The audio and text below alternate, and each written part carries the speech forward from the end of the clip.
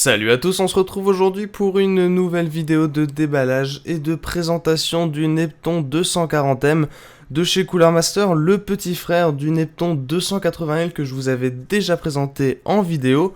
On va comme d'habitude commencer par les informations qui sont présentes sur l'emballage. Donc on est de nouveau face à un water cooling plutôt dédié aux hautes performances, avec un radiateur de 240 mm et des ventilateurs Silencio FP120. Ce sont des nouveaux ventilateurs sur lesquels je reviendrai juste après quand on s'intéressera au bundle. Au niveau des autres informations, donc ça supporte le socket LGA 2011 V3. On n'a pas de maintenance, hein, c'est un all-in-one, et on a la technologie ultra-fine micro-channel ainsi que les tubes FEP.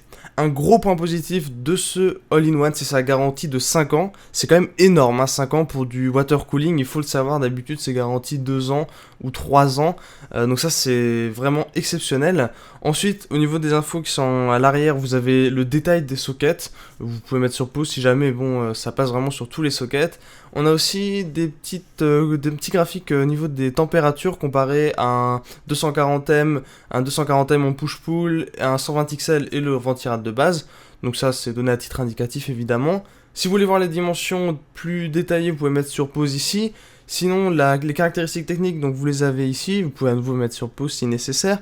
Et là, ce que j'avais noté, c'était simplement la pompe qui est extrêmement silencieuse en fait, en tout cas sur le papier, et ça en utilisation, ça se montre aussi, puisque on a des nuisances sonores en dessous de 15 décibels, donc c'est vraiment exceptionnel. Au niveau du bundle, donc comme je disais, je vais commencer par ces ventilateurs, justement, ces Silencio FP120 qui sont optimisés pour la pression et la longue durée de vie, et ils sont extrêmement silencieux. J'ai testé en fait à 1200 et ensuite à 1800 RPM, et c'est de très très bons ventilateurs. J'ai pas fait d'enregistrement audio, j'ai pas eu le temps, mais croyez-moi sur parole, ce sont d'excellents ventilos avec un câble gainé qui plus est.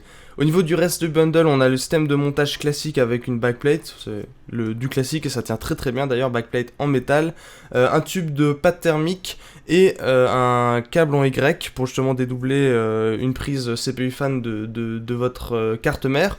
Et aussi vous avez ce petit bout en caoutchouc qui va se mettre entre le entre le radiateur et les ventilateurs, et qui va permettre de réduire un petit peu les vibrations, donc c'est une très bonne chose aussi, hein. C'est quand même un ventirad qui est destiné aux gens qui veulent quelque chose de silencieux.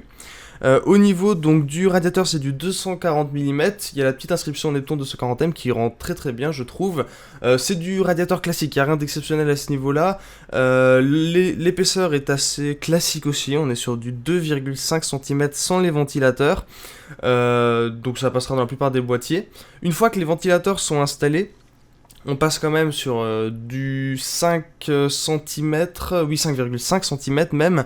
Donc là il faudra faire attention, essayer de faire des mesures avant. Dans certains boîtiers vous risquez d'être gêné par votre carte mère. La densité est tout à fait classique, c'est une densité moyenne, on n'est pas sur de la haute densité. Mais c'est du très bon pour du 240 mm, il n'y a pas de problème. Le radiateur est bien évidemment scellé, l'ensemble est entièrement scellé, vous perdez la garantie si vous commencez à toucher ou à bidouiller à quoi que ce soit, c'est logique, hein.